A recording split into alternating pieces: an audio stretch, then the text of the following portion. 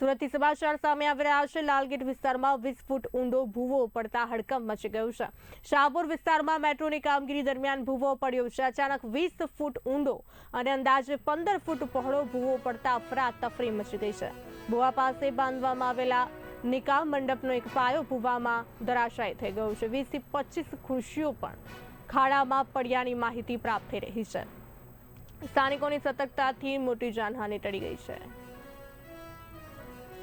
घटना बनी है माछली पीट मस्जिद कदीम के पीछे और फरसन बेकरी की गली में 15 से 20 फुट खड्डा हो गया है और ये बनाव दूसरी बार हुआ है, महीने में दूसरी बार हुआ है। इसके पहले सामने ही एक खड्डा हुआ था, वो भी इस तरीके का खड्डा हुआ है और इससे खतरनाक खड्डा ये भी हो गया है। इसमें 20-25 कुर्सी भी थी, वो भी चली गई है। घटना बनी है शाहपुरमा है माछली पीटनी पाछळ मस्जिद कदीमनी गलीमां पड़े छे। आ गली अने आ बनाव बन्यो छे ने तो आ सडनली आखो खाडो मंडप हतुं अने सडनली आखू नीचे पड़ी गयुं कामना लईने। કેટલા વાગે ઘટના બની છે? आ बीजी वार घटना बनी।